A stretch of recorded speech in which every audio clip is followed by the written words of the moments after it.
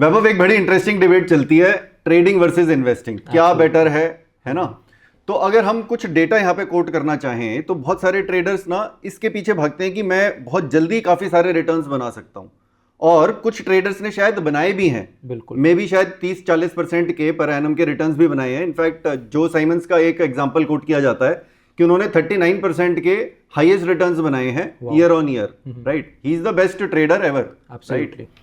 अब दूसरी तरफ अगर हम इन्वेस्टर की बात करें, पीटर लिंच का एक एग्जांपल लिया जाता है जिन्होंने 29% के रिटर्न्स बनाए थे year on year for 13 years. Right, तो मतलब इन्वेस्टर्स का थोड़ा कम है और ट्रेडिंग का थोड़ा ज्यादा है। लेकिन कितने लोगों ने बनाए हैं? अब मुकुल, ये बहुत इंटरेस्टिंग डेटा है। दरअसल सेबी की एक्चुअली अगर हम स्टडी देखें तो FY25 में लगभग 99% जो लोग थे, जो ट्रेडर्स थे, they did not beat FD returns which is 6 to 7%। Exactly.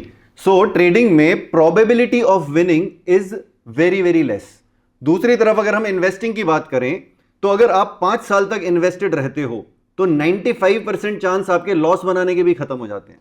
Mukul, बिल्कुल सही बात है ये, लेकिन इसका मतलब ये भी नहीं कि ट्रेडिंग बहुत ही कुछ खराब है उसमें, क्योंकि हम इस पर्टिकुलर चैप्टर में ये देखने वाले हैं कि ऑब्वियसली एक तो इन्वेस्टिंग और ट्रेडिंग के की डिफरेंसेस कहाँ है, क्या है, किस में ज़्यादा रिस्क है, किस में ज़्यादा स्ट्रेस रहता है, एंड इंपॉर्टेंटली ट्रेडिंग के कुछ ऐसे कॉन्सेप्ट्स हैं जैसे कि मूविंग एवरेजेस, वॉल्यूम डेटा, जो कि अगर इन्वेस्टर्स भी यूज करेंगे तो उनके काफी काम में आ सकता है डिसीजंस लेने के लिए। एब्सोल्युटली। तो टेक्निकल एनालिसिस भी खराब नहीं है, फंडामेंटल एनालिसिस भी खराब नहीं है, लेकिन एज इन्वेस्टर्स हमें दोनों ही चीजें कौन सी कब यूज करनी है वो पता होना बहुत जरूरी है, जिसके ग्लिम्स आपको इस वीडियो के अंदर मिलेंगे। ऑफ कोर्स टेक्निकल एनालिसिस और फंडामेंटल एनालिसिस तो काफी ज्यादा डीप सब्जेक्ट्स हैं जो हम धीरे धीरे कवर करने वाले हैं, लेकिन आप इन्वेस्टिंग कैसे कर सकते हैं, अपनी पूरी स्ट्रैटेजी कैसे बना सकते हैं, इसके ऊपर हमारे वेबिनार होते रहते हैं। लेटेस्ट वेबिनार का लिंक नीचे आपको डिस्क्रिप्शन में मिल जाएगा, रजिस्टर कर लीजिए। I will see you in next webinar. And please इस चैनल को सब्सक्राइब करके इस वीडियो को लाइक एंड शेयर जरूर कीजिए ताकि ऐसा प्रीमियम फाइनेंस कंटेंट हम आपके लिए लाते रहे। अब बिना किसी देरी के शुरू करते हैं स्टॉक मार्केट 150 का चैप्टर 10। अब जब हम ट्रेडिंग और इन्वेस्टिंग के डिफरेंसेस की बात करते हैं तो सबसे पहले जो फंडामेंटल डिफरेंस रहता है दोनों के बीच में वो होता है होल्डिंग पीरियड का। देखिए, ट्रेडिंग में जो होल्डिंग पीरियड है वो शॉर्ट है और ये रेंज करेगा फ्यू मिनट्स से फ्यू वीक्स तक। वहीं अगर इन्वेस्टिंग की बात करें तो ये लॉन्ग टर्म पीरियड के लिए, जब भी आप कोई स्टॉक एक लॉन्ग टर्म पीरियड के लिए साल से ज्यादा, 2 साल, 5 साल, 10 साल या उससे भी ज्यादा अगर होल्ड करते हैं, इसका मतलब आप एक इन्वेस्टर है, आप उस स्टॉक में इन्वेस्टेड हैं। उसके बाद जो एक खास फर्क आ जाता है वो है रिस्क लेवल में। अब देखिए, ट्रेडिंग में हाई रिस्क है क्योंकि अनप्रेडिक्टेबिलिटी और वॉलेटिलिटी शॉर्ट रन में होती है। जब आप कुछ मिनटों के लिए या कुछ दिन के लिए कोई पर्टिकुलर स्टॉक को ट्रेड करते हैं तो हो सकता है वो आपने जो पोजीशन ली हो या जो आपकी एक्सपेक्टेशन हो उसके अगेंस्ट जाए या उसके साथ साथ भी जा सकता है। अब मान लेते हैं आपने कोई ट्रेड लिया, ऑब्वियसली आपने कुछ समय के लिए ही वो ट्रेड लिया होगा और आपकी जो बेट थी यानी कि जो एक्सपेक्टेशन थी उस ट्रेड की वो ऑपोजिट चली गई, तो वहां पे भारी लॉस हो सकता है। वहीं अगर हम इन्वेस्टिंग की बात करते हैं तो यहां पे जो रिस्क रहता है वो ट्रेडिंग से लोअर है। पहला रीजन तो यह है कि जब आप इन्वेस्टेड होते हैं किसी स्टॉक में, आप ज्यादा टाइम के लिए इन्वेस्टेड होते हैं, तो वहां पे जो रिस्क होता है वो एक तरह से डिस्ट्रीब्यूट हो जाता है। अगर शॉर्ट टर्म में कोई वॉलेटिलिटी भी आ जाए तो हो सकता है, अगर कंपनी के फंडामेंटल्स अच्छे हो, आप लॉन्ग टाइम तक इन्वेस्टेड हो, तो वो स्टॉक आपके एक्सपेक्टेशन के हिसाब से ही काम करे। उसके बाद अगर बात करें नेचर ऑफ एनालिसिस का, ट्रेडिंग जो ट्रेडर्स होते हैं दोस्तों वो जनरली टेक्निकल एनालिसिस यूज करते हैं, वहीं जो इन्वेस्टर्स होते हैं वो फंडामेंटल एनालिसिस यूज करते हैं। देखिए, ट्रेडिंग में आपको एक्टिवली ट्रैक करनी पड़ती है मार्केट। हो सकता है आपको पूरे दिन ट्रैक करनी पड़े। अगर आप इंट्राडे यानी कि एक ही दिन में आप बाय भी कर रहे हैं, सेल भी कर रहे हैं, तो शायद आपको पूरे दिन नजर पड़नी पड़ेगी। वहीं जब हम इन्वेस्टिंग की बात करते हैं वहां पे लोगों को hold and forget mentality use करनी पड़ती है कि भाई एक बार तो खरीद लिया, बहुत पूरी रिसर्च हमने पूरी कर ली, पूरा फंडामेंटल एनालिसिस कर लिया और अब हम भूल गए और अब हम कुछ समय बाद चेक करेंगे, सिर्फ इंपॉर्टेंट इवेंट्स पे चेक करेंगे कि हमें क्या करना है इस स्टॉक के साथ। अब बात करते हैं फोकस की। जो ट्रेडर्स होते हैं वो टाइमिंग्स और ट्रेंड पे ज्यादा फोकस करते हैं, अपने बहुत सारे टूल्स लगा के ये चेक करते हैं कि ट्रेंड क्या है। वो ये नहीं देखेंगे कि कंपनी की परफॉर्मेंस कैसी रही है, उसके फाइनेंशियल्स कैसे रहे हैं, लेकिन अभी उसने चाल क्या पकड़ी हुई है स्टॉक ने, और वो उस चाल पे बेट करते हैं। ऑब्वियसली उसकी बहुत सारी टेक्निक्स होती हैं। वहीं जब इन्वेस्टिंग की बात करते हैं तो वो प्योरली डिपेंड करते हैं कंपनी के स्ट्रेंथ्स पे और फंडामेंटल्स पे। ये हम जो शब्द यूज कर रहे हैं स्ट्रेंथ्स और फंडामेंटल्स, ये सारे के सारे हम अभी डिस्कस करने वाले हैं कि एग्जैक्टली होते क्या है। अब ट्रेडिंग में यूजुअली आपको फुल टाइम फोकस देना पड़ता है, एफर्ट देना पड़ता है, क्योंकि आपने कम समय के लिए ट्रेड दिया है। अगेन आपका रिस्क ज्यादा है, इसीलिए आप रिटर्न भी ज्यादा चाहते हैं। तो जो फोकस रहता है, जो पूरा आपका समय रहेगा, वो फुल टाइम भी रह सकता है, यानी कि मार्केट के टाइमिंग्स पूरे जो होते हैं उन सब पे रह सकता है। वहीं जो इन्वेस्टिंग में होता है वहां पे भी डेफिनेटली एफर्ट लगता है, बट वो डिस्ट्रीब्यूट हो जाता है लॉन्गर पीरियड, क्योंकि आप लंबे समय के लिए एक पर्टिकुलर स्टॉक को होल्ड करते हैं। अब आगे चलते हैं, ट्रांजैक्शन कॉस्ट की बात करते हैं। अगेन ट्रेडिंग में आप ज्यादा वॉल्यूम में ट्रांजैक्शन करते हैं, ज्यादा नंबर ऑफ ट्रांजैक्शन करते हैं, जिसकी वजह से जो ट्रांजैक्शन कॉस्ट है एक तो वो बढ़ जाती है। उसके अलावा हमने डिलीवरी और इंट्रा डे के केस में भी चेक किया था, एक सिंगल पर्टिकुलर ट्रांजैक्शन में भी ट्रेडिंग के केस में ज्यादा आपको कॉस्ट देनी पड़ती है, फीस एंड चार्जेस देने पड़ते हैं। वहीं अगर टैक्स इंप्लीकेशंस की बात करें, अगेन जितनी ज्यादा वॉल्यूम ऑफ ट्रांजैक्शंस होंगी उतने ही तो ज्यादा आपको टैक्स भी देने पड़ेंगे। और अगर इन्वेस्टिंग की बात करें तो यहां पे काफी ज्यादा प्रमोट भी की गई है इन्वेस्टिंग गवर्नमेंट के द्वारा। पिछले बहुत सारे सालों से इनफैक्ट टैक्स में भी छूट मिलती है अगर गवर्नमेंट सर्टिफाइड सिक्योरिटीज में लोग इन्वेस्ट करते हैं तो आइए बात करते हैं अब टेक्निकल एनालिसिस के बारे में। देखिए ट्रेडर्स जो हैं वो टेक्निकल एनालिसिस यूज करते हैं जब भी कोई ट्रेडिंग डिसीजन लेते हैं, यानी कि जब भी कोई बाय या सेल करते हैं किसी पर्टिकुलर स्टॉक को, उससे पहले वो अप्लाई करते हैं टेक्निकल एनालिसिस, और वो फंडामेंटल एनालिसिस के सारे कॉन्सेप्ट्स को इग्नोर करते हैं जब भी वो ट्रेडिंग करते हैं। कहने का मतलब है कि उनको कोई फर्क नहीं पड़ता कंपनी प्रॉफिट मेकिंग है, लॉस मेकिंग है, कैश फ्लो कैसे है, कंपनी की मैनेजमेंट कैसी है, इन चीजों से उनको कोई फर्क नहीं पड़ेगा। वो केवल और केवल अपने टूल्स, अपनी टेक्निक्स यूज करेंगे और उसके बाद अपने डिसीजन लेंगे बाइंग एंड सेल के। तो जो हमारे ये ट्रेडर्स होते हैं वो कुछ की एजम्पशंस लेके चलते हैं, टेक्निकल एनालिसिस के इनफैक्ट उसूल होते हैं, एक बार उनको देख लेते हैं। सबसे पहले मार्केट डिस्काउंट्स एवरीथिंग, यानी कि स्टॉक मार्केट में जितनी भी इंफॉर्मेशन है, चाहे पुरानी हो, करंट हो या जो आने भी वाली हो, पहले से ही स्टॉक प्राइसेस में रिफ्लेक्ट करती है। उनके हिसाब से अगर कोई भी नई इंफॉर्मेशन आती है उसका कोई फर्क नहीं पड़ेगा कंपनी के स्टॉक प्राइस पे। दूसरी एजम्पशन होती है कि प्राइसेस जो है वो ट्रेंड में मूव करते हैं, यानी कि किसी पैटर्न को फॉलो करते हैं, और जब तक कोई भी एक ट्रिगर नहीं आता या कोई भी इवेंट नहीं होता तब तक वो उस पैटर्न को फॉलो करते रहेंगे। और तीसरी एजम्पशन यहां होती है history tends to repeat itself, यानी जब स्टॉक प्राइसेस अपने पुराने प्राइसेस पे पहुंच जाते हैं उसके बाद वो सिमिलर पैटर्न फॉलो करते हैं। तो ये तीन एजम्पशंस हैं जो वो लेके चलते हैं। हम इस पे बहस जरूर कर सकते हैं कि वो ऐसा क्यों कर रहे हैं, उसका कुछ मतलब नहीं निकलेगा, क्योंकि ये तीन की एजम्पशंस हैं जो कि टेक्निकल एनालिसिस के पूरे बेस को, पूरे कॉन्सेप्ट को ही फॉर्म करती हैं।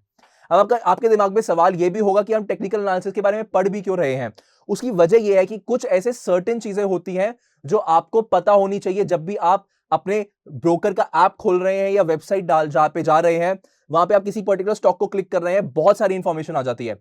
तो उसमें से कुछ इंफॉर्मेशन ऐसी भी होती है जो कि टेक्निकल एनालिसिस से रिलेटेड होती है, लेकिन वो इतनी बेसिक है जो आपको जाननी बहुत जरूरी होती है। तो वो कौन कौन सी नॉलेज है जो हम आपको देंगे आज।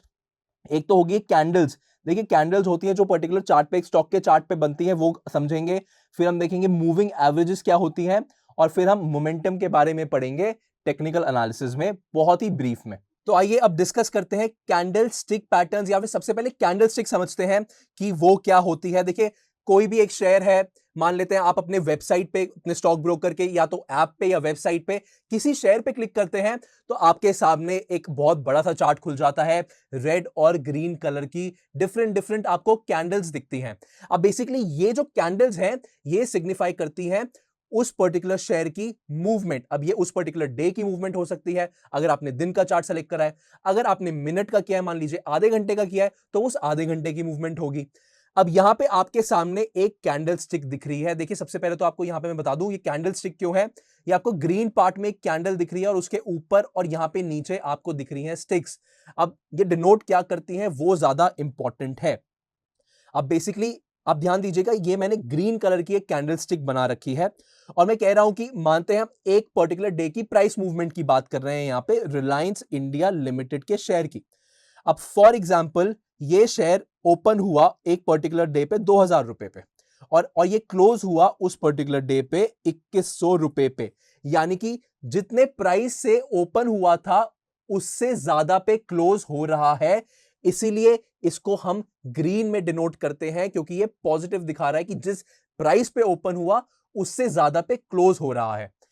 अब दूसरी चीज है कि ये जो ऊपर और नीचे स्टिक्स बनी हुई है ये क्या डिनोट करती है। मान लीजिए उस पर्टिकुलर डे पे किसी पॉइंट ऑफ टाइम पे वो जो स्टॉक है उसने एक हाई बनाया 2150 रुपए का। अब देखिए अगर तो 2150 रुपए पे क्लोज हो जाता तो ये जो आपकी ग्रीन कलर की कैंडल है ये यहां पूरे ऊपर तक आपको दिखाई देती, लेकिन मैंने आपको क्या बोला, ये 2150 रुपए का हाई बनाया किसी पर्टिकुलर टाइम पे, लेकिन क्लोज 2100 रुपए पे हुआ है। इसका मतलब ऊपर ये क्लोज नहीं हुआ, यही इसलिए आपको यहां पे कोई भी कैंडल नहीं फॉर्म दिख रही। ये इसको हम कहते हैं अपर शैडो, क्योंकि यहां पे क्लोज नहीं हुआ, यहां पे हाई छू के आया और नीचे बंद हुआ। सिमिलरली हो सकता है उस पर्टिकुलर डे पे इसने 1950 रुपए का भी किसी पॉइंट ऑफ टाइम पे लो बनाया, इसी की वजह से यहां पे आपको नीचे दिख रही है एक लोअर शैडो।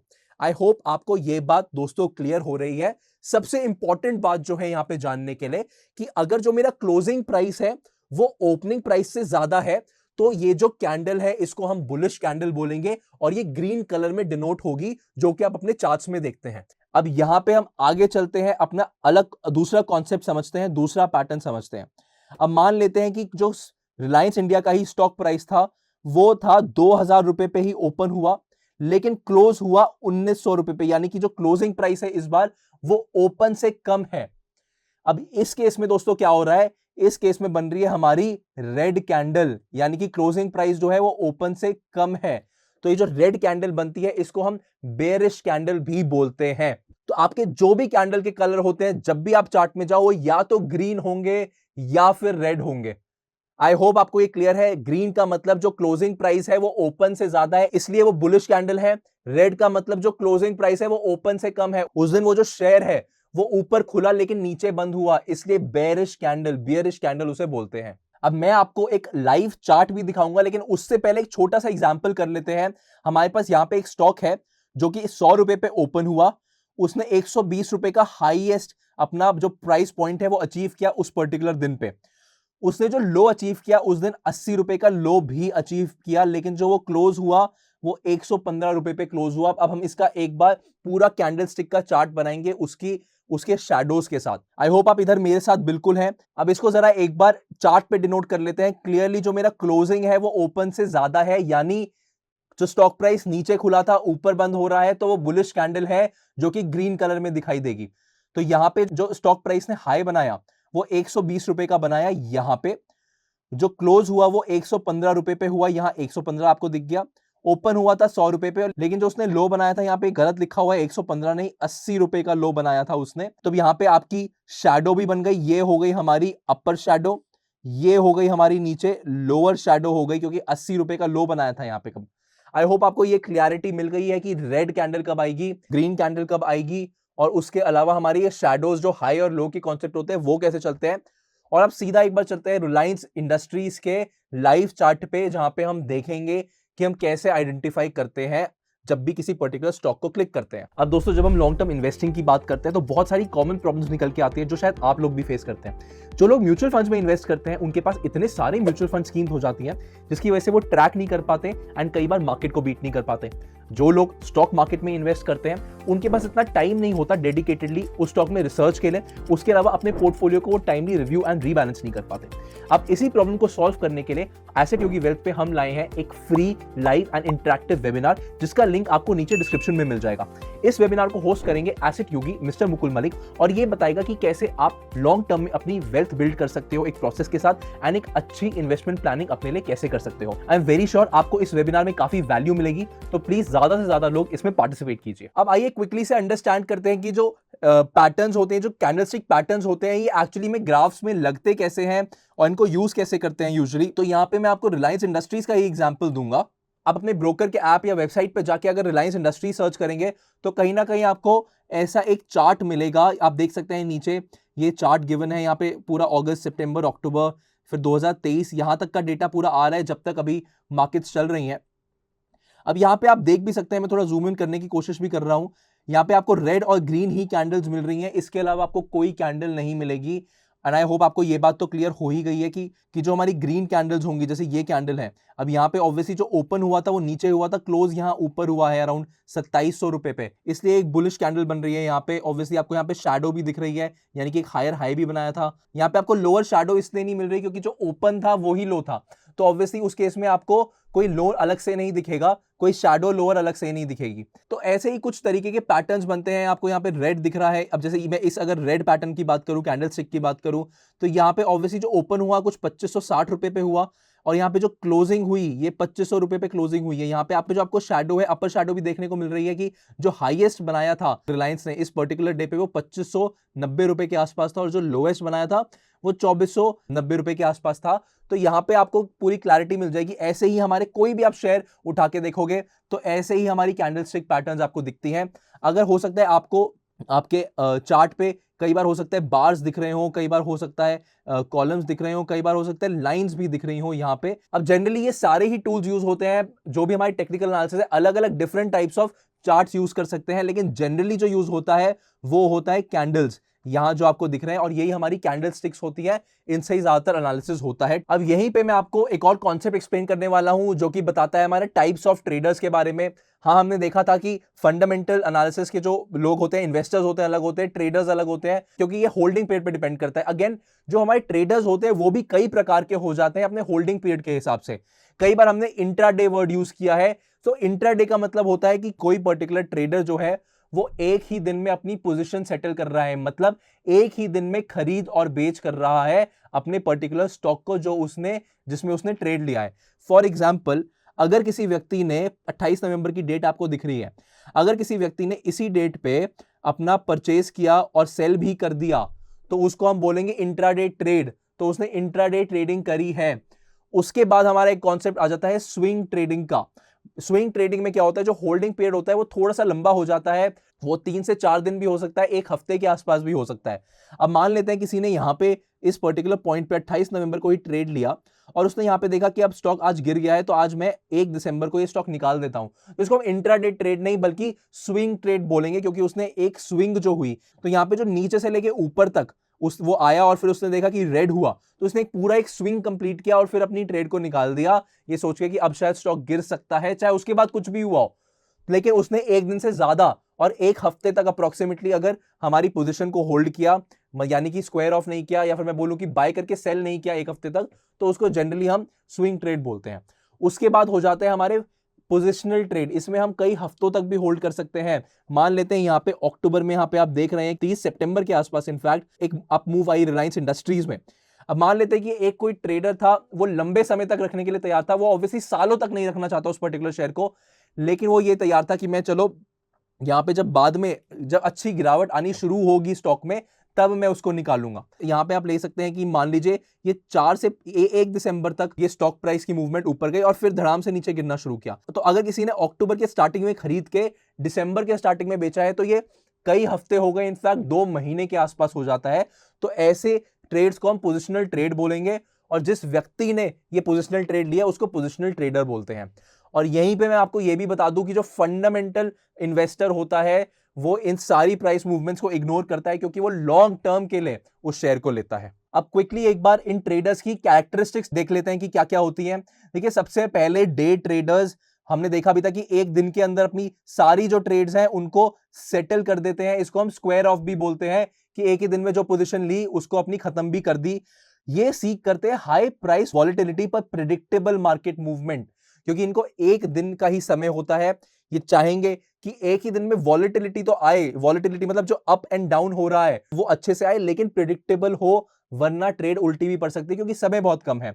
वहीं जब हम स्विंग ट्रेडर्स की बात करेंगे तो इनका जो होल्डिंग पीरियड होता है ये कुछ दिन से कुछ हफ्तों तक के लिए हो सकता है, और ये मीडियम टर्म अपॉर्चुनिटीज होल्ड कर रहे हैं, क्योंकि ऑब्वियसली ये एक दिन से ज्यादा की अपॉर्चुनिटी देखते हैं, चाहे वो वॉलेटिलिटी की हो। देखिए, ये एक्सपोज होते हैं ओवरनाइट और वीकेंड रिस्क पे। अब जो डे ट्रेडर हो रहा है हमारा, वो एक ही दिन में पोजीशन सेटल कर रहा है। तो मान लेते हैं कि हमारा एक स्विंग ट्रेडर है, वो आज पोजीशन अपनी होल्ड करता है, एक शेयर बाय करके रख दिया, लेकिन कोई एक ऐसा इवेंट हुआ, कोई बैड न्यूज आ गई जहां पे पूरी मार्केट ही अगले दिन फॉल हो गई, या फिर उसके पास पोजीशन जो थी वो फ्राइडे को थी और सैटरडे संडे को मार्केट नहीं काम करती, संडे को कोई ऐसी इवेंट आते हैं जो बिजनेसेस को इंपैक्ट करते, हो सकता है कोई ऐसी पॉलिसी आ जाए जो कि नेगेटिवली इंपैक्ट कर दे, जिसे मार्केट मंडे को आके बहुत ज्यादा गिर जाए, तो उस केस में हो सकता है उसका पर्टिकुलर स्टॉक भी काफी ज्यादा गिर जाए। तो यही वो रिस्क है जिसको हम वीकेंड या ओवरनाइट रिस्क भी कह सकते हैं। डे ट्रेडर्स क्योंकि अपने एक दिन में ही सेटल कर देते हैं सारी पोजीशन, तो उनके पास ओवरनाइट और वीकेंड रिस्क की बात ही नहीं आती है। पोजिशनल ट्रेडर वो कुछ महीनों के लिए होल्ड करते हैं। जो हमारे पोजिशनल ट्रेडर्स होंगे वो शॉर्ट टर्म प्राइस फ्लक्चुएशंस को इग्नोर करेंगे। एक दिन में क्या हो रहा है, एक हफ्ते में हो रहा है, क्या हो रहा है, उनको नहीं फर्क पड़ता। वो अपनी स्टडी करके कुछ महीनों के लिए वो ट्रेड लेते हैं। ऑब्वियसली इनकी जो ट्रेडिंग फ्रीक्वेंसी होती है वो काफी कम होती है। जो रिस्क रिवॉर्ड रेशियो होता है वो भी ज्यादा रहता है बाकी ट्रेडर्स के मुकाबले, क्योंकि अगर हम महीने की बात करें तो डेफिनेटली जो गिरावट या ऊंचाई आ सकती है एक स्टॉक के प्राइस में वो ज्यादा रह सकती है एज कंपेयर टू एक दिन या एक हफ्ता। अब बात करते हैं लास्ट में स्कैल्प ट्रेडर्स की। इनकी हमने बात नहीं करी थी। देखिए ये जो ट्रेडिंग होती है इनकी, ये होती है कंप्यूटर एल्गोरिदम से। बड़े कॉम्प्लेक्स कंप्यूटर एल्गोरिदम सेट किए होते हैं इन्होंने, और ये सीख करते हैं छोटी से छोटी मूवमेंट। लेकिन इनका जो होल्डिंग पीरियड होता है वो सेकंड्स और मिनट्स में होता है। अगर सेकंड और मिनट में जनरली कैसी मूवमेंट होती है आप खुद भी अगर आप जाके देखना चाहे तो 5 पैसे, 10 पैसे, 1 रुपए, वो लोग क्या करते हैं, वो वॉल्यूम पे खेलते हैं। अब वो क्या करेंगे, जो हमारे एल्गो ट्रेडर्स या स्कैल्प ट्रेडर्स को हम एल्गो ट्रेडर्स भी बोलते हैं, ये एल्गो ट्रेडर्स कुछ कॉम्प्लेक्स एल्गोरिदम या कुछ कोडिंग करके रखते हैं, जिससे मान लीजिए वो एक पर्टिकुलर स्टॉक बाय करते हैं और उनको ये है कि अगर सिर्फ 10 पैसे का भी प्रॉफिट हो जाए तो बहुत हो जाएगा। लेकिन वो नंबर ऑफ शेयर्स जो है वो बहुत ज्यादा लेते हैं ताकि प्रॉफिट अच्छा आए और उनकी जो ट्रांजैक्शन कॉस्ट हो वो कवर हो, क्योंकि इन लोगों की जो फ्रीक्वेंसी होती है ट्रेडिंग की बहुत ज्यादा रहती है। अब क्योंकि एक मशीन यहां पे काम कर रही है तो डेफिनेटली ये ज्यादा एफिशिएंट होती है एक ह्यूमन बीइंग से। तो दोस्तों हमने देख लिया है कि technical analysis different type of traders कैसे यूज करते हैं और अपने डे टू डे ऑपरेशंस में कहां उनको एप्लीकेशन में लाते हैं। अब हम यहां पे चलेंगे और बात करेंगे फंडामेंटल एनालिसिस। और उसको समझने से पहले एक बार देख लेते हैं कि इन्वेस्टिंग का मतलब क्या होता है, निवेश का मतलब क्या होता है। देखिए निवेश का मतलब रहेगा कि process of buying assets that increase in value over time and provide returns in form of payments और कैपिटल गेन्स। हम ये कहना चाह रहे हैं कि किसी भी ऐसे एसेट में जहां हम निवेश कर रहे हैं उसमें दो तरीके के हमें रिटर्न मिलते हैं। उसमें एक तो या तो हमें कोई इनकम के फॉर्म में कुछ पैसा मिले, या फिर उस जो एसेट है उसकी वैल्यू टाइम के साथ इंक्रीज हो।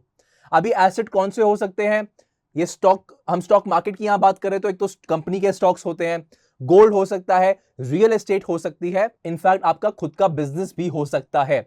और यहां हम सीख कर रहे हैं दो टाइप के रिटर्न। मैं फिर से बता देता हूं, एक तो है कैपिटल गेन, यानी जो आपने अपना पैसा लगाया किसी भी वस्तु को, किसी भी एसेट को खरीदने में, उसकी वैल्यू जो इंक्रीज हो रही है ओवर टाइम उसको कहा जाता है कैपिटल गेन। और दूसरा होता है जो पेमेंट आपको कोई रेगुलर या इरेगुलर पेमेंट है वो रिसीव हो रही है। जैसे कि जब आप कोई प्रॉपर्टी परचेज करते हैं उसको रेंट पे चढ़ाते हैं तो आपको रेंटल इनकम आती है। वैसे कहीं आप स्टॉक परचेज करते हैं तो कई बार आपको डिविडेंड के फॉर्म में भी एक इनकम आती है, यानी कि प्रॉफिट्स का, कंपनी के प्रॉफिट्स का कुछ हिस्सा। लेकिन जब भी आप इन्वेस्टिंग करते हैं या इन्वेस्टिंग के बारे में सोचते हैं तो आपका ख्याल आना चाहिए फंडामेंटल एनालिसिस। यानी कि जब आप एनालिसिस कर रहे हैं, आप क्रिटिकल थिंकिंग कर रहे हैं और समझने की कोशिश कर रहे हैं फंडामेंटल्स को, किसके, इकोनॉमी के, इंडस्ट्री के, कंपनी के। जहां भी आप इन्वेस्ट करें, अगर आप शेयर मार्केट में, अगर यहां पे स्टॉक्स में, शेयर मार्केट में इन्वेस्ट कर रहे हैं तो बड़ा क्रिटिकल रहता है इन तीनों को ढंग से एनालाइज करना। और जब हम इन्वेस्टिंग की बात करते हैं तो दूसरी चीज दिमाग में आती है लॉन्ग टर्म होराइजन। 5 साल, 10 साल, हम 2 साल को भी इनफैक्ट लॉन्ग टर्म कह सकते हैं। आई नो ये बड़ी बेसिक बात है, बहुत ही क्लियर है आप सबको, तो इसलिए सीधा आगे बढ़ते हैं फंडामेंटल एनालिसिस की तरफ। और फंडामेंटल एनालिसिस में हमारे दो कॉन्सेप्ट आ जाते हैं। पहला होता है क्वालिटेटिव एनालिसिस और दूसरा रहेगा क्वांटिटेटिव एनालिसिस। देखिए क्वालिटेटिव एनालिसिस का मतलब होता है क्वालिटी, यानी कि जिस पर्टिकुलर कंपनी का या किसी इंडस्ट्री का आप एनालिसिस कर रहे हैं तो उसकी क्या क्वालिटी है, क्या क्वालिटी फैक्टर्स हैं जिनके बारे में आप पढ़ रहे हैं। वहीं जब हम क्वांटिटेटिव एनालिसिस की बात करते हैं, हम बात करते हैं कंपनी के नंबर्स की, कंपनी के ऑपरेशंस की, कैसे उन्होंने अपने प्रॉफिट्स बनाए, कैश फ्लोज इकट्ठे करे, अपना जो इन्वेस्टमेंट किया। देखिए कई लोग क्या करते हैं, जब फंडामेंटल एनालिसिस की बात होती है वो कहते हैं कि हमने कंपनी के बैलेंस शीट, पीएनएल सब देख लिया और अब हम तैयार है कंपनी में इन्वेस्ट करने के लिए। इसका मतलब उन्होंने फंडामेंटल एनालिसिस पूरी तरह नहीं कंप्लीट किया, क्योंकि उन्होंने क्वालिटेटिव एनालिसिस वाला एस्पेक्ट मिस कर दिया है। फंडामेंटल एनालिसिस आपका जब तक अधूरा है जब तक क्वालिटेटिव और क्वांटिटेटिव एनालिसिस दोनों ही ना कर लिए जाए। लेकिन थोड़ा सा डिटेल में बात करते हैं कि एग्जैक्टली होते क्या है और स्पेसिफिकली क्वालिटेटिव एनालिसिस क्या होता है। देखिए, जब आप बात करते हैं, अगर किसी कंपनी का क्वालिटेटिव एनालिसिस कर रहे हैं तो उसका बिजनेस मॉडल कैसा है, उसने अपना जो धंधा खड़ा कर रखा है वो किस स्ट्रक्चर पे खड़ा कर रखा है। अगर मैन्युफैक्चरिंग है तो मैन्युफैक्चरिंग के लिए जो रॉ मटेरियल आता है वो कहां से आता है, वो देश से आता है, विदेश से आता है। जो कस्टमर्स हैं वो किस देश के किस रीजन में है, या क्या सारे कस्टमर्स बाहर हैं, क्या बिजनेस मॉडल है, किस तरीके से वो पैसा कमाता है। इंडस्ट्री का सिनेरियो, जो कंपनी आप एनालाइज कर रहे हैं किस इंडस्ट्री में काम करती है, आगे जाके उस इंडस्ट्री के ग्रोथ प्रोस्पेक्ट्स क्या हैं। फिर बात आती है मोट, यानी कि कॉम्पिटिटिव एडवांटेज की। कंपनी ऐसा क्या कर रही है जो अपने कॉम्पिटिटर से काफी बेहतर है या उनसे आगे हैं उस पर्टिकुलर एरिया में। उसके बाद बात करते हैं मैनेजमेंट क्वालिटी की, कॉर्पोरेट गवर्नेंस की। जो मैनेजमेंट है, क्या एक्सपीरियंस है, क्या वो अपने जितने भी उनको लीगल कंप्लायंसेस करने हैं, टैक्सेस पे करने हैं, वो टाइम पे कर रही है, नहीं कर रही। क्या मैनेजमेंट के पुरानी कोई ऐसी हिस्ट्री है जहां पे उनके अगेंस्ट कुछ केसेस लगे हुए हैं जिनके लिए उन्हें कोर्ट में जाना पड़ता है, नहीं जाना पड़ता। देखिए, बहुत सारे ऐसे सवाल होंगे, इनको हम डिटेल में नहीं स्टडी करने वाले इधर, पर यहां पे मैं आपको यह जरूर बताऊंगा कि इन चीजों के बारे में आप कहां पे इंफॉर्मेशन कलेक्ट कर सकते हैं, रिलायबल इंफॉर्मेशन।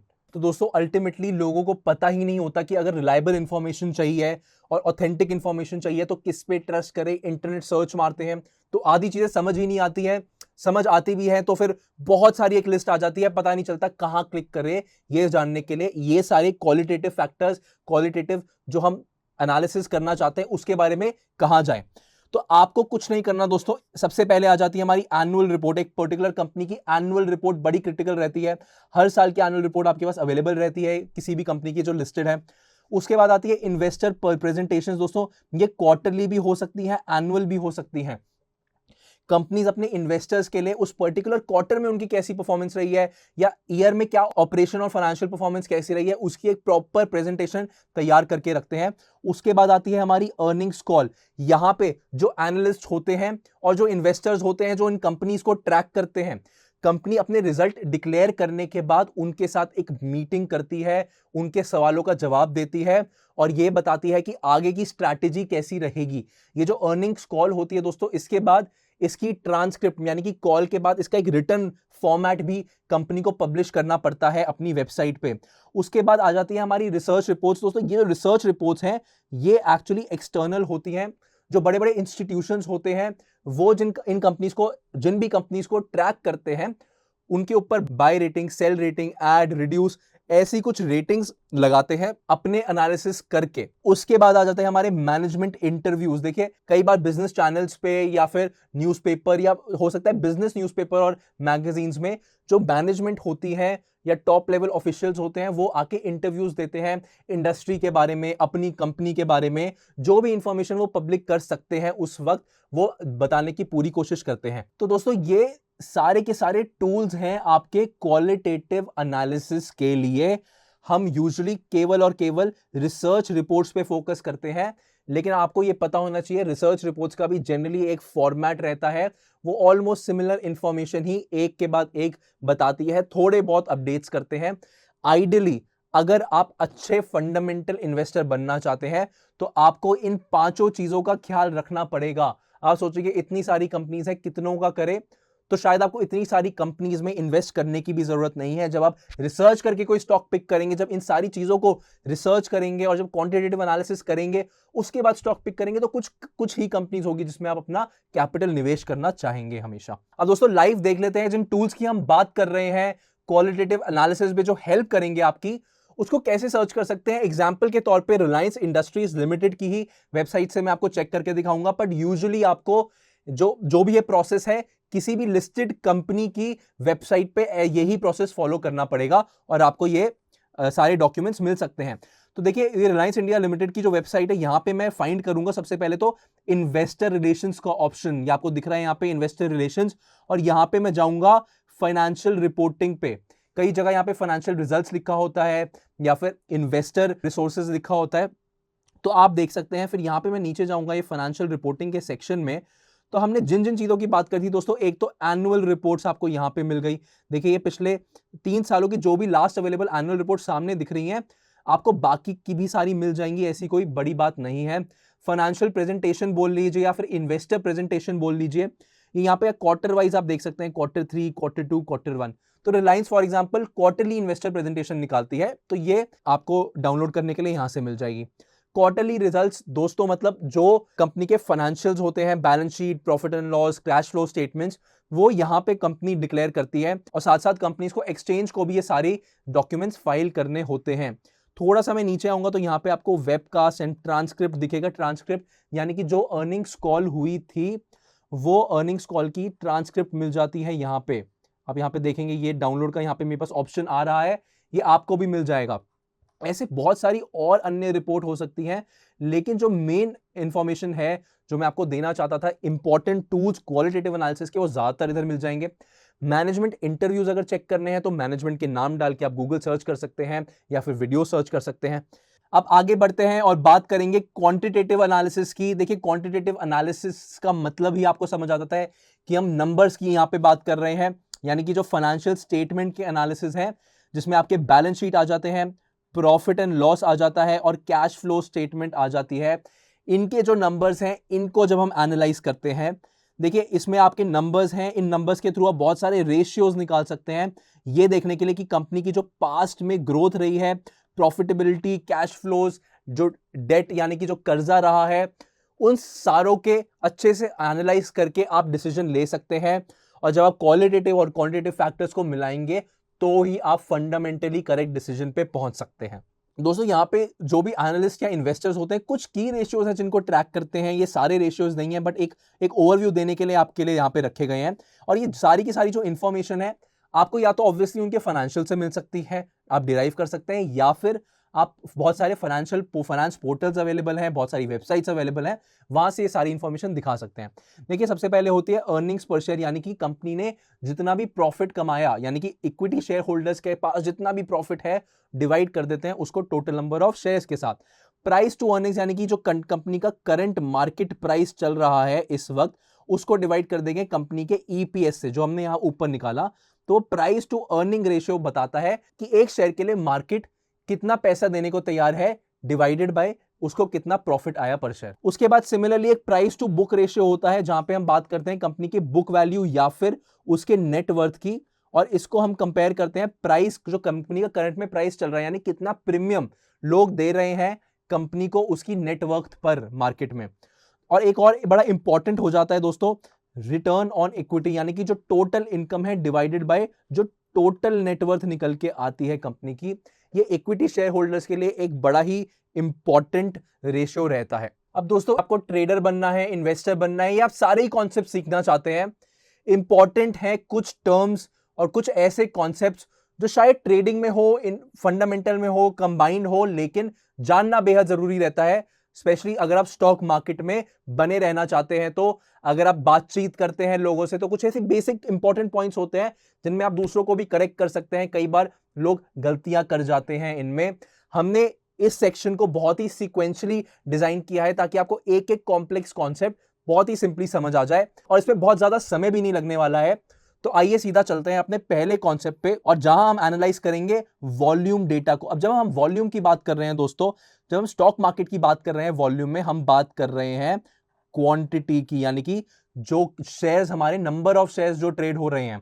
देखिए volume refers to quantity of shares traded in a specific time period. तो वेरी सिंपली अगर मैं देखूं, अगर मुझे सिर्फ एक दिन का टाइम फ्रेम देखना है तो मैं बोलूंगा कि एक दिन में कितनी क्वांटिटी ट्रेड हुई है। मान लीजिए अगर एक दिन में केवल एक बंदे ने 100 शेयर बेचे हैं तो वही 100 शेयर किसी ने खरीदे भी होंगे, तो जो एक दिन की क्वांटिटी या वॉल्यूम आई वो आई 100। अब मैं आपको इसको लाइव ही दिखा देता हूं। ये एनएसई की वेबसाइट से मैंने एक स्क्रीनशॉट ले रखा है। देखिए रिलायंस इंडस्ट्रीज की, यहां पे आप देखेंगे बात हो रही है ट्रेडेड वॉल्यूम की, नंबर ऑफ शेयर्स में, नीचे रुपीस में भी दे रखा है, पर यहां पे हम वॉल्यूम की बात कर रहे हैं। तो 25,74,000 के करीब इसकी वॉल्यूम है जिस समय ये स्क्रीनशॉट लिया गया है। दोस्तों ऑब्वियसली बात है, जैसे जैसे दिन आगे बढ़ता जाएगा वैसे वैसे ट्रेडिंग भी बढ़ती जाएगी। तो मार्केट अगर 9 बजे खुलती है, बंद 3:30 बजे होती है, तो ऑब्वियसली आपको 3:30 बजे के आसपास ये नंबर अपने मैक्सिमम पे दिखेगा। दोस्तों वॉल्यूम हमें काफी इंपॉर्टेंट इंडिकेटर्स के बारे में बताती है, स्पेशली जब हम टेक्निकल एनालिसिस की बात करते हैं। पर मैं आपको सिंपल रखना चाहता हूं। देखिए बात होती है हाई वॉल्यूम की और लो वॉल्यूम की, ये आप डिफाइन कैसे करते हैं। तो यूजुअली ऐसा देखा गया है जो लो वॉल्यूम होती है वो उन कंपनीज की होती है जिनकी मार्केट कैपिटलाइजेशन कम है। अब स्मॉल मार्केट कैपिटलाइजेशन हमने देखा था ऐसी कंपनीज जिनका 2000 करोड़ से मार्केट कैपिटलाइजेशन कम है। जिन कंपनीज का मार्केट कैपिटलाइजेशन उससे भी बहुत कम रहता है, उनकी यूजुअली जो क्वांटिटी ट्रेडेड रहती है वो 20,000 शेयर के आसपास रहती है। तो एक तो उसको हम लो क्वांटिटी बोलते हैं। लोग जनरली ऐसे शेयर्स में ट्रेड करना पसंद नहीं करते हैं क्योंकि कहीं ना कहीं लिक्विडिटी कम है, जो प्राइस डिस्कवरी जिसकी हमने पहले बात करी है वो मिल नहीं पाती है। दूसरा एक और कॉन्सेप्ट होता है वॉल्यूम में, जहां पे देखा जाता है कि जनरली दिन का एवरेज कितना है वॉल्यूम का। मैं रिलायंस इंडस्ट्रीज की बात करूं, मान लेते हैं कि दिन का जनरली 1 करोड़ का ट्रेडिंग वॉल्यूम है। अब किसी 1 या 2 या 3 दिन ये वॉल्यूम जो है वो 1 करोड़ से काफी कम है, मान लीजिए 60 या 70 लाख है, तो इसको एनालाइज करना बड़ा जरूरी हो जाता है। ऐसा क्यों है, इस कंपनी के शेयर की वॉल्यूम जो है वो कम हो रही है। सिमिलरली अगर वॉल्यूम बढ़ गई उस समय भी ऐसा देखना पड़ता है कि ऐसी क्या वजह है जिससे जो वॉल्यूम है, जो शेयर की क्वांटिटी ट्रेड हो रही है वो बढ़ रही है। कोई ना कोई इवेंट आने वाला है क्या, या हो सकता है कंपनी कुछ अनाउंस करने वाली हो। तो आई होप आपको ये बेसिक कॉन्सेप्ट बिल्कुल क्लियर है। अब बात करते हैं प्राइस डेटा की। अब रिलायंस इंडस्ट्रीज का ही दोस्तों ये एनएसई का एक और स्क्रीनशॉट है।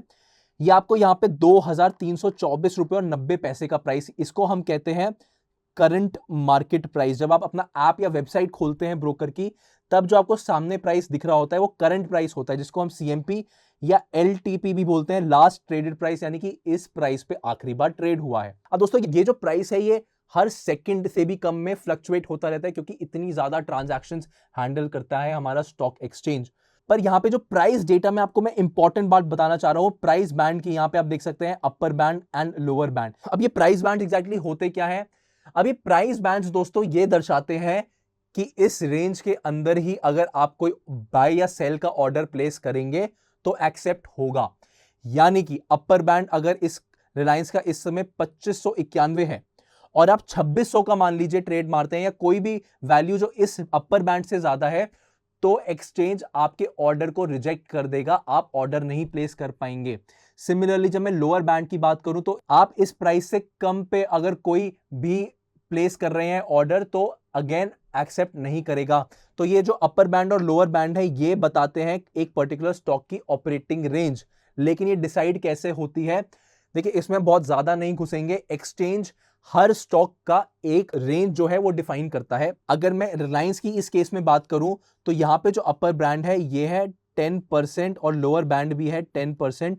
और ये जो प्रीवियस क्लोज है, यानी कि जो पिछले दिन, पिछले ट्रेडिंग सेशन में जो आखिरी प्राइस था जिस पे क्लोज हुआ था, ये उसका 10% है ऊपर और नीचे की तरफ, जिसको हम ऑपरेटिंग रेंज बोल रहे हैं। और इस रेंज के बाहर आप कोई भी ऑफर डालेंगे बाय करने के लिए या सेल करने के लिए तो एक्सचेंज उसे एक्सेप्ट नहीं करेगा, आपका ऑर्डर जो है वो रिजेक्ट हो जाएगा। अब यहां पे एक और बड़ी इंपॉर्टेंट बात आ जाती है प्राइस बैंड्स की। कई बार हम लोगों ने यह सुना है कि सर्किट लग गया है, एक शेयर पे सर्किट लग गया है, अब उस पर ट्रेडिंग नहीं हो रही है। इसका क्या मतलब है दोस्तों? एक्सचेंज ने जो प्राइस बैंड्स लगा रखे हैं, हालांकि मैंने आपको बताया है कि हर स्टॉक का अपना प्राइस बैंड एक्सचेंज ही डिसाइड करता है, लेकिन जो प्राइस बैंड होते हैं वो या तो 20% होंगे या 10%, 5 या 2, ये 4 ही होंगे, ऊपर की तरफ नीचे की तरफ, यानी कि either way based on previous day closing. तो जहां दोस्तों ये प्राइस बैंड अचीव हो गया, मान लीजिए एक पर्टिकुलर कंपनी है, उसका प्राइस बैंड अचीव होने का मतलब है 20%, प्रीवियस दिन से 20% ऊपर चला गया, तो अब एक्सचेंज और ऑर्डर एक्सेप्ट नहीं करेगा। यहां पे कंप्लीटली हॉल्ट हो जाती है ट्रेडिंग पूरे दिन के लिए। लेकिन यहां पे भी 2 तरीके के एक्सेप्शन है। अगर हम इंडेक्स यानी कि सेंसेक्स और निफ्टी के बात करें और फ्यूचर एंड ऑप्शंस यानी कि जो स्टॉक्स फ्यूचर एंड ऑप्शन में भी ट्रेड करते हैं उनकी बात करें, तो यहां पे कोई प्राइस बैंड नहीं होता है। होता है तो ऑपरेटिंग रेंज होती है, वो भी कुछ समय के लिए। अब जैसे पिछले एग्जांपल में हमने रिलायंस की बात करी थी, 10% का ऑपरेटिंग रेंज है, मान लीजिए कि 10% प्राइस बढ़ जाता है, तो अब क्या होगा? यहां पे पूरे दिन के लिए जो ट्रेडिंग है वो नहीं हॉल्ट होगी, कुछ समय के लिए हॉल्ट होगी और उसके बाद वापस से ट्रेडिंग शुरू हो जाती है। वहीं अगर एफएनओ का स्टॉक नहीं है, इंडेक्स का नहीं है, कैश मार्केट का अगर स्टॉक है, ऑब्वियसली अगर कोई स्टॉक इंडेक्स एफएनओ का नहीं है तो उसे बोला जाता है कि वो कैश मार्केट का स्टॉक होता है। तो उनमें ये ऊपर वाले प्राइस बैंड्स होते हैं डिपेंडिंग अपॉन एक्सचेंज ने क्या सेट कर रखा है।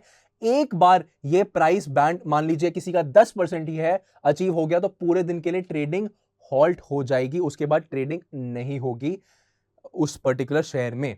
दोस्तों कॉमन लैंग्वेज में हम इन प्राइस बैंड्स को, ये जो परसेंटेजेस हैं, इनको हम सर्किट भी बोलते हैं, सर्किट लगना। अब सर्किट क्या काम करता है, जब बहुत सारी इलेक्ट्रिसिटी होती है तो ताकि हमारे जो इक्विपमेंट्स हैं इलेक्ट्रॉनिक वो खराब ना हो, उसके लिए सर्किट क्या होता है, वो कंट्रोल करता है इलेक्ट्रिसिटी को। इसी तरह सर्किट ब्रेकर स्टॉक मार्केट में भी काम करता है। मान लीजिए किसी कंपनी का शेयर प्राइस 20% गिर गया एक दिन में, तो एक्सचेंज कह देगा अब और ट्रेडिंग नहीं होगी। इसका मतलब वो उस पर हॉल्ट लगा रहा है कि किसी कोई पर्टिकुलर व्यक्ति है या इंस्टीट्यूशन है, उनका वेल्थ इरोजन ना हो पाए, एकदम से सारा पैसा गायब ना हो जाए, तो इसलिए वो उस पर हॉल्ट लगा देता है 20% या जो भी उसका प्राइस बैंड होता है, इसलिए उसको सर्किट ब्रेकर भी बोलते हैं। इंफॉर्मेशन पॉइंट ऑफ व्यू पे एक बार बात कर लेते हैं, जो निफ्टी और सेंसेक्स पे सर्किट्स कैसे लगते हैं। दोस्तों ये बहुत ही रेयर कॉन्सेप्ट है। मान लीजिए कि निफ्टी 10% से गिर गई, अगर वो 1 बजे से पहले गिर गई तो 45 मिनट का ड्यूरेशन, 45 मिनट का हॉल्ट लगता है, क्योंकि इंडेक्स फ्यूचर्स एंड ऑप्शंस में ही ट्रेड करता है। यहां पे हॉल्ट होता है, एंटायर डे के लिए ट्रेडिंग बंद नहीं होती। अगर 1 से 2:30 बजे के बीच में है तो 15 मिनट, और 2:30 बजे के बाद यानी कि 2:30 से 3:30 के बीच में है तो कोई हॉल्ट नहीं होगा। ये सिर्फ इंफॉर्मेशन पॉइंट ऑफ व्यू से है। बताना मैं इधर ये चाहता हूं कि ये बहुत ही रेयर सिनेरियो होता है। हमने 2020 में जब कोविड पैंडेमिक की शुरुआत हुई थी, जब लॉकडाउन्स लगे थे, तब निफ्टी को देखा था जब उस पर सर्किट लगा था। सिमिलरली 2008 का ग्लोबल फाइनेंशियल क्राइसिस हो गया, या 2004 में जब कांग्रेस की अनएक्सपेक्टेड विक्ट्री हुई थी, बीजेपी की हार हुई थी, तब भी जो निफ्टी है और सेंसेक्स है उन पे लोअर सर्किट्स लगे थे, ट्रेडिंग हॉल्ट हुई थी। आपको ये जानने की जरूरत है कि अगर इंडेक्स पे सर्किट लग रहा है, ट्रेडिंग हॉल्ट हो रही है, यानी कोई बहुत बड़ा इवेंट हुआ है जो आपको देखना समझना बहुत जरूरी है, और अपनी इन्वेस्टिंग स्ट्रैटेजी या ट्रेडिंग स्ट्रैटेजी उसी के हिसाब से बनानी पड़ सकती है। अब आगे बढ़ने से पहले दोस्तों मैं आपको क्विकली एक बार प्राइस चार्ट दिखाना चाहता हूं कि वो कैसा लगता है। इनफैक्ट प्राइस चार्ट वॉल्यूम के साथ दिखाना चाहता हूं। यहीं पे वही मैंने रिलायंस इंडस्ट्रीज का एग्जांपल ले रखा है, और यहां पे ऊपर आपको जो रेड और ग्रीन कैंडल्स हैं, ये तो आपको समझ ही आ गया है, ये हमारे प्राइसेस हैं, प्राइसेस को रिफ्लेक्ट कर रही हैं ये कैंडल्स और उनके मूवमेंट्स को। अब यहां पे नीचे आप देख रहे हैं तो मैंने वॉल्यूम डेटा भी डाल रखा है। अब ऑब्वियसली यहां पे मैंने एक दिन का चार्ट लगा रखा है, तो यहां पे एक दिन की प्राइस मूवमेंट है और उसके नीचे आपको एक दिन का वॉल्यूम भी दिख जाएगा। अब यहां पे जो वॉल्यूम की कैंडल्स आ रही है, ये भी आपको रेड ग्रीन दिख रही हैं। इसमें सिंपल सी मैं आपको बात बता दूं कि अगर प्राइस की कैंडल रेड है तो वॉल्यूम की कैंडल भी रेड दिखाएगा, अगर प्राइस की कैंडल ग्रीन है तो वॉल्यूम की भी ग्रीन दिखाएगा। और ये जो पैटर्न है ये रिफ्लेक्ट कर रहा है डिफरेंट डेज पे डिफरेंट जो वॉल्यूम रही हैं।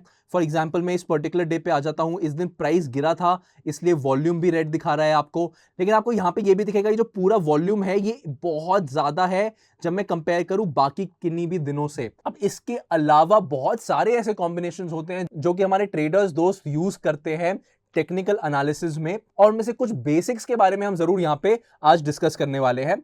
और सबसे पहले हम बात करेंगे अपने पास प्राइस वॉल्यूम रिलेशनशिप की। अब दोस्तों डेफिनेटली जब भी आप प्राइस देखते हो, प्राइस से आपको डेफिनेटली पैटर्न का जरूर पता चल जाता है। पहले उस पर्टिकुलर प्राइस पे उस स्टॉक ने क्या कर रखा होगा, आगे क्या कर रहा है, अगर कोई ट्रेंड चल रहा है यानी कि कोई चाल चल रही है, वो आगे कंटिन्यू करेगी कि या नहीं करेगी। लेकिन ये बहुत ही बेसिक कॉन्सेप्ट्स होते हैं। जैसे जैसे ट्रेडर्स आगे बढ़ते हैं वो आगे जाके वॉल्यूम को भी इनकॉर्पोरेट करते हैं। वो ये चेक करते हैं कि किसी पर्टिकुलर प्राइस पॉइंट पे क्या वॉल्यूम रही थी, और वॉल्यूम का डेटा केवल ट्रेडर्स ही नहीं, इनफैक्ट इन्वेस्टर्स भी यूज करते हैं ये चेक करने के लिए कि वॉल्यूम कब ज्यादा है कब कम है, एवरेज वॉल्यूम्स क्या चल रही हैं। देखिए ये हेल्प करते हैं कंफर्म करने में कोई ट्रेंड यानी कि किसी चाल को या रिवर्सल को, यानी कि वो चाल किसी पॉइंट पे जब उल्टी हो जाती है उसको भी कंफर्म करने में हेल्प करते हैं। और ये हेल्प करेंगे टाइम करने में कि कहां एंट्री लेनी चाहिए एंड कहां एग्जिट लेनी चाहिए। अब मैं आपको यहां पे 2 केसेस के बारे में थोड़ा सा डिस्कस करूंगा। सबसे पहले मेरी जहां हाई ट्रेडिंग वॉल्यूम है और प्राइस भी राइज हुआ है, यानी कि जो मेरा एवरेज ट्रेडिंग वॉल्यूम है उससे ज्यादा वॉल्यूम आई है, उससे ज्यादा मेरी क्वांटिटी ट्रेड हुई है, एंड उस पर्टिकुलर डे पे मेरा जो प्राइस है उस स्टॉक का वो भी बड़ा है। और दूसरा केस होगा ट्रेडिंग वॉल्यूम मेरा हाई है लेकिन प्राइस मेरा फॉल हुआ है।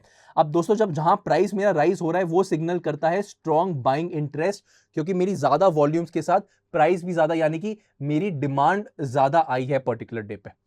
ऑपोजिट उसका क्या हो जाएगा, जहां मेरा ट्रेडिंग वॉल्यूम तो ज्यादा था लेकिन वहां पे सप्लाई ज्यादा है इसलिए मेरा प्राइस फॉल हुआ, और ये रेड फ्लैग भी हो सकता है यहाँ पे जाके हमें चेक करना पड़ेगा कि क्या पिछले कुछ दिनों में कोई ऐसी अनाउंसमेंट आई है कंपनी की तरफ से या कोई ऐसी पॉलिसी आई है गवर्नमेंट की तरफ से जो कि एक पर्टिकुलर कंपनी को इंपैक्ट कर सकती है। कई बार दोस्तों इमीडिएटली हमारे पास ये अनाउंसमेंट्स या फिर ये इवेंट्स का नहीं पता चल पाता, प्राइसेस में यूजुअली पहले ही रिफ्लेक्ट हो जाता है, जो कि की असम्पशन भी रहती है टेक्निकल एनालिसिस की। तो जो कॉमन इंडिकेटर्स यूज करते हैं हमारे ट्रेडर्स वो तो होते हैं एक प्राइस वॉल्यूम चार्ट, जो हमने पहले देखा कि किस प्राइस पे क्या वॉल्यूम रही थी, और उसके बाद देखते हैं VWAP यानी कि वॉल्यूम वेटेड एवरेज प्राइस, और यहां हम एक बार VWAP का चार्ट भी चेक कर लेते हैं कि कैसा दिखता है। अब यहां पे मैंने वापस से रिलायंस का चार्ट खोल लिया है एक दिन का, और यहां पे मैं एक छोटी सी चीज करूंगा, मैं इंडिकेटर्स पे जाऊंगा। आप अपने पास जो भी आपका ब्रोकर है वो जनरली आपको ये सुविधा प्रोवाइड करता है। मैं यहां पे VWAP डाल दूंगा, यानी कि सर्च करूंगा पहले, और वॉल्यूम वेटेड एवरेज प्राइस यहां पे ऐड कर दूंगा। अब यहां पे दोस्तों आप देख रहे होंगे कि एक लाइन आ गई है, यहां पे जो भी लाइंस आ रही हैं, अब ये लाइंस दर्शाती हैं VWAP प्राइस, यानी कि अब यहां पे क्या हो रहा है कि जो मेरा वॉल्यूम है उनको वेटेज दी जा रही है, किस प्राइस पे कितनी वॉल्यूम ट्रेड हुई उसके हिसाब से एक वेटेज क्रिएट होती है, और उससे आ जाता है मेरा VWAP प्राइस। ऑब्वियसली मैं इसको एक दिन, 1 मिनट, 5 मिनट, इन सारे ही एंगल से देख सकता हूं। तो यहां पे यूजुअली ट्रेडर्स क्या करते हैं, वो चेक करेंगे कि करंट प्राइस क्या चल रहा है। मान लीजिए यहां आपको अगर ये कैंडल पूरी दिख रही है, और डेफिनेटली आपको ये लाइन भी दिख रही होगी VWAP की जो कि ऊपर जा रही है, और मान लेते हैं अगर करंट प्राइस इधर है, यानी कि VWAP से नीचे है करंट प्राइस, तो ट्रेडर्स बोलेंगे कि ये कहीं ना कहीं अंडर वैल्यूड है, हम इसको बाय करेंगे। वहीं इसका रिवर्स भी ट्रू है, अगर जो करंट प्राइस यहां ऊपर की तरफ चल रहा है, यानी कि VWAP से ऊपर चल रहा है, तो ट्रेडर्स मानेंगे कि ये ओवर वैल्यूड है, शायद इसको शॉर्ट, यानी कि शायद इसको वो बेचेंगे इस पॉइंट पे। देखिए VWAP जो होता है आप ऑब्वियसली एक दिन, 1 घंटे, 1 महीने के लिए भी यूज करते हैं, बट उसका परफेक्ट यूज होता है सिंगल डे के केस में। और जो भी हमारा लेटेस्ट प्राइस रहता है, जो भी लास्ट प्राइस रहेगा, उसको ज्यादा वेटेज मिलती है, उसकी वॉल्यूम को भी ज्यादा वेटेज मिलती है, और जो पुराने प्राइसेस होते हैं उनको कम वेटेज मिलती है। आई होप आपको यह बात क्लियर है कि VWAP एक्चुअली वर्क कैसे करता है और ट्रेडर्स उसका कैसे यूज करते हैं बाय या सेल करने में। अब अपने अगले कॉन्सेप्ट पे चलते हैं, मूविंग एवरेजेस। ये भी आपने कई बार सुना होगा कि एक स्टॉक ने अपना 10 दिन का मूविंग एवरेज तोड़ दिया, और आपने ये भी पढ़ा होगा कि एक स्टॉक अपने 20 दिन के EMA या SMA को तोड़ चुका है। इसका क्या मतलब होता है और मूविंग एवरेज क्या होता है? देखिए मूविंग एवरेज का मतलब होता है average price over a specified period of time. Moving इसलिए बोलते हैं क्योंकि जो प्राइसेस होते हैं ये हर वक्त चेंज होते रहते हैं, हर वक्त मूव करते रहते हैं, इसलिए बोला जाता है मूविंग एवरेज। इसके भी 2 कंपोनेंट होते हैं, एक होता है सिंपल मूविंग एवरेज और दूसरा होता है एक्सपोनेंशियल मूविंग एवरेज या फिर EMA। देखिए सिंपल मूविंग एवरेज सिंपल होता है, वो कोई वेट, इसमें देखिए पहली बात तो वॉल्यूम का कोई खेल नहीं है। इसमें जो भी आपके प्राइस रहे हैं, मान लीजिए आपको 15 दिन का सिंपल मूविंग एवरेज निकालना है, तो आप 15 दिन का जो क्लोजिंग प्राइस रहा है उसका 15 दिन का आप एवरेज निकाल देंगे। वही जो एक्सपोनेंशियल मूविंग एवरेज होगा उसमें आप वेटेज देंगे, और वेटेज देंगे सबसे रीसेंट डेटा को, यानी कि 1 दिन पहले का जो शेयर प्राइस था उसको ज्यादा वेट मिलेगा, 2 दिन पहले का जो शेयर प्राइस था उसको कम वेट मिलेगा, और ऐसे ही ये वेटेज कम होती जाएगी जितने ज्यादा हमारे दिन बढ़ते जाएंगे। बट हमें यहां क्या सीखना है, हमें बस यहां पे देखना है कि जनरली ट्रेडर्स क्या यूज करते हैं और कैसे यूज करते हैं। अब यहां पे जो सबसे कॉमन SMA और EMA होते हैं वो 10 डे, 50 डे और 200 डे होते हैं, यानी कि यहां पे 10 दिन की एवरेज, 50 दिन की और 200 दिन की प्राइस की एवरेज कैलकुलेट करते हैं, चाहे SMA हो चाहे एक्सपोनेंशियल यानी कि EMA हो। और यहां पे मैं आपको एक चार्ट दिखाना चाहता हूं जिसमें दोनों लाइंस हैं। देखिए एक लाइन हमारी EMA की है रेड वाली, और एक लाइन हमारी ब्लू वाली जो है वो SMA की है। अब यहां पे EMA और SMA, ये जो आपको ऊपर की जो लाइंस दिख रही हैं जो बहुत ज्यादा कर्व खा रही हैं, ये तो एक्चुअल कंपनी की उस पर्टिकुलर स्टॉक का प्राइस है, लेकिन ये जो लाइंस है रेड और ब्लू में ये मूविंग एवरेजेस की लाइन है। यहां पे ट्रेडर्स कैसे यूज करते हैं, वो चेक करते हैं कि कहां पे EMA और SMA इंटरसेक्ट होता है।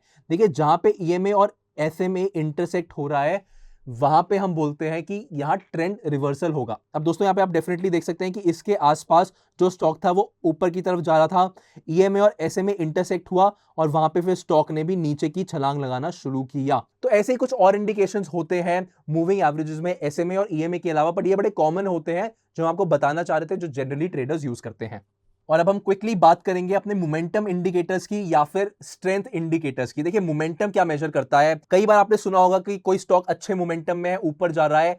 इसका मतलब क्या है? इसका मतलब है कि वो जिस रेट से जा रहा है वो ध्यान देने वाली बात है। यहां पे मोमेंटम मेजर करेगा आपका रेट, कितनी स्ट्रेंथ से राइज या फॉल कर रहा है किसी पर्टिकुलर शेयर का प्राइस, और यह बताएगा उसकी स्ट्रेंथ या वीकनेस। और बहुत ही एक कॉमन इंडिकेटर आपने कई बार सुना होगा, रिलेटिव स्ट्रेंथ इंडेक्स, RSI। ये एक मोमेंटम इंडिकेटर है जो कि 0 से 100 के बीच में लाई करता है। अगेन हमें तो बस ये देखना है कि उसका प्रैक्टिकल यूज क्या होता है। अब यहां पे दोस्तों अगर हमारा RSI मान लीजिए 30 से कम निकल के आता है तो हम बोलते हैं ओवरसोल्ड है, यानी कि जो सेलिंग है वो बहुत ज्यादा हो चुकी है, अब थमना चाहिए। और यहां से जो स्टॉक है, यहां पे ट्रेडर्स कई बार अपनी बाय पोजीशन ले लेंगे या फिर कोई कॉम्बिनेशन ऑफ अलग अलग टूल्स यूज करके देखेंगे कि यहां पे वो बाय करने लायक है या नहीं है। सिमिलरली अगर हमारा RSI 70 या उससे ऊपर चले जाता है तो ये ओवरबॉट कैटेगरी में आ जाता है, यानी कि इसकी जो बाइंग है वो बहुत ज्यादा हो गई है। ऑब्वियसली दोस्तों जब हम बाइंग और सेलिंग की बात कर रहे हैं तो हम रिलेटिव बाइंग सेलिंग की बात कर रहे हैं। जो हमारा RSI होता है वो जनरली 14 डेज के टाइम फ्रेम पे कैलकुलेट होता है। एक इंफॉर्मेशन के पॉइंट ऑफ व्यू से मैं आपको ये बताना चाहता हूं, रिलेटिव का मतलब ये है कि हम उसे कंपेयर कर रहे हैं किसी टाइम पीरियड पे। अब यहां पे जहां RSI मेरा 70 से ज्यादा हो गया, मैं बोल रहा हूं कि बाइंग ज्यादा हो गई है, शायद अब यहां से मुझे उस स्टॉक को लेकर निकल जाना चाहिए। हो सकता है मैं कोई और टूल्स भी यूज करूं ये चेक करने के लिए। अब दोस्तों एग्जांपल के तौर पे अगेन मैं आपको HDFC बैंक के एक दिखाना चाह रहा हूं। यहाँ पे RSI जो है इस पॉइंट पे 32 आ गया था। यूजुअली दोस्तों वैसे तो 30 और 70 की रेंज रहती है ओवरसोल्ड और ओवरबॉट के लिए, लेकिन कुछ लोग 20 और 80 भी मानते हैं। सबका अपना अपना डिपेंडिंग अपॉन वो कितना रिस्क लेना चाहते हैं, अपने अपने, ये बहुत सब्जेक्टिव मैटर होता है। अब यहाँ पे 32 आया, यहाँ पे ये ओवरसोल्ड कैटेगरी पे है या उसके पास है, और यहां से आपको देखने को मिला कि इस पर्टिकुलर पॉइंट से लोगों ने शायद बाइंग शुरू करी होगी क्योंकि ऑलरेडी बहुत ज्यादा सेलिंग हो चुकी है स्टॉक में, एंड यहां से स्टॉक ने ऊपर जाना भी शुरू कर दिया था। और इस तरीके से प्रैक्टिकल यूज रहता है मोमेंटम इंडिकेटर या RSI का। सिमिलरली यहां पे RSI 85 के आसपास हो गया। दोस्तों यहां पे हम जो भी RSI की बात कर रहे हैं या फिर मूविंग एवरेजेस की बात करते हैं, किसी भी फाइनेंस पोर्टल पे आपको मिल जाएगा। यहां पे ओवरबॉट कैटेगरी में आया और यहां पे डाउनफॉल शुरू हुआ उस पर्टिकुलर स्टॉक का। अब लास्ट में दोस्तों एक बार बात करते हैं earning profit while a stock is declining, यानी कि जब स्टॉक नीचे जा रहा है उस पे कैसे प्रॉफिट कमाए। आप तो बोलेंगे कि सर आपने बेसिक प्रिंसिपल तो बताया था कि buy low and sell high, तो अगर कोई स्टॉक नीचे से ऊपर जा रहा है तभी तो प्रॉफिट बनेगा, लेकिन ऐसा सच नहीं है। जब स्टॉक गिरता है तो भी प्रॉफिट बनाया जा सकता है। एंड आई एम श्योर आप लोगों ने सुना भी होगा एक कॉन्सेप्ट का नाम जिसे कहते हैं शॉर्ट सेलिंग। तो इसके लिए मैं आपको सीधा लाइव एग्जांपल पे लेके चलता हूं। दोस्तों यहां पे जो हमारे ट्रेडर्स होते हैं वो अपॉर्चुनिटीज देखते रहते हैं, बाइंग की, सेलिंग की। छोटे छोटे हमारे ऐसे मार्जिन हैं जहां पे कहीं ना कहीं प्रॉफिट बनाने को मिल जाए। अब यहां पे क्या होता है शॉर्ट सेलिंग के केस में, वो देखेंगे अगर उनको लगता है कि जो स्टॉक है वो, मान लेते हैं उसका मोमेंटम नीचे की तरफ है, या फिर किसी भी वजह से अपने टूल्स टेक्निक्स लगा के वो ये आइडेंटिफाई करते हैं कि ये स्टॉक डिक्लाइनिंग मोड पे है, नीचे के मोड में है, तो वो अडॉप्ट करते हैं शॉर्ट सेलिंग। यानी कि इस केस में वो बेसिक प्रिंसिपल वही रहता है, वो बाय लो ही कर रहे हैं, सेल हाई कर रहे हैं, लेकिन इस केस में वो सेल पहले कर रहे हैं। अब दोस्तों एग्जांपल के तौर पे मैं यहाँ पे एक बार 30 मिनट्स का चार्ट खोल देता हूं, और 30 मिनट्स का चार्ट में इसलिए खोल रहा हूं क्योंकि मैं आपको दिखाना चाहता हूं एक दिन में एक इंट्राडे ट्रेडर कैसे फायदा उठा सकता है। और दोस्तों मान लीजिए जो ट्रेडर है वो आइडेंटिफाई करता है कि यहाँ पे रिलायंस को सेल करने की अपॉर्चुनिटी है, डिक्लाइनिंग मोड पे है, मैं यहाँ पे प्रॉफिट बना सकता हूं, तो मैं पहले सेल कर रहा हूं इस पॉइंट पे, और हो सकता है मैं यहाँ पे दूसरे पॉइंट पे जाके बेच दूं। तो मैंने अभी भी सेल हाई किया, बाय लो किया, अभी भी मैंने प्रॉफिट कमाया है। ट्रेडर मुनाफा कमा के निकल रहा है इस ट्रांजैक्शन से। तो दोस्तों हमने यहाँ पे बेसिक से इंटरमीडिएट कॉन्सेप्ट्स कवर कर लिए हैं ट्रेडिंग और इन्वेस्टिंग से रिलेटेड। और सबसे इंपॉर्टेंट सवाल जो था लोगों का कि क्या हम ट्रेडिंग पे जाए, क्योंकि वहां पे जनरली लगता है कि 1000-2000 से लेकर 10,000 रुपए पर मंथ या फिर इनफैक्ट पर डे आप कमा सकते हैं। वहीं लॉन्ग टर्म इन्वेस्टिंग में हायर पोटेंशियल ऑफ रिटर्न्स तो होते हैं, लेकिन जनरली एक लंबे समय तक पेशेंट रह के वो सारे रिटर्न्स कमाए जाते हैं। उसके अलावा इस पूरे कोर्स में हमने ट्रेडिंग और इन्वेस्टिंग के कॉस्ट भी अलग अलग देख ली थी, चेक कर लिया था कि ट्रेडिंग में स्पेसिफिकली इंट्राडे में कितनी कॉस्ट लगती है और इन्वेस्टिंग में कितनी कॉस्ट लगती है, एंड इंपॉर्टेंटली ये हमारे नेट प्रॉफिट्स को भी कैसे इंपैक्ट कर सकता है। अब इसी के साथ हमारा स्टॉक मार्केट 150 का पूरा कोर्स खत्म होता है। आई रियली होप आपको इसमें बहुत वैल्यू मिली हो। अगर अभी तक आपने सारी वीडियो नहीं देखी है तो आप प्लेलिस्ट में जाके स्टार्टिंग से शुरू कर सकते हैं, बहुत ज्यादा वैल्यू ऐड मिलेगी एंड काफी फायदा रहेगा अगर आप स्टॉक मार्केट में स्पेसिफिकली अपनी इन्वेस्टमेंट की जर्नी को शुरू करने वाले हो। इसके अलावा दोस्तों रिक्वेस्ट करता हूं कि आप एसेट योगी वेल्थ चैनल को सब्सक्राइब कर लो अगर नहीं किया, क्योंकि हम ऐसा ही प्रीमियम फाइनेंस कंटेंट यहां पे लगातार लाते रहेंगे, अलग अलग कोर्सेज भी लाएंगे, उसके साथ stock market, IPO and mutual funds की वीडियोस भी यहां पे लाते रहेंगे। तो हम वापस से लौटेंगे आपके साथ एक डिफरेंट वीडियो में, तब तक के लिए thank you and good bye.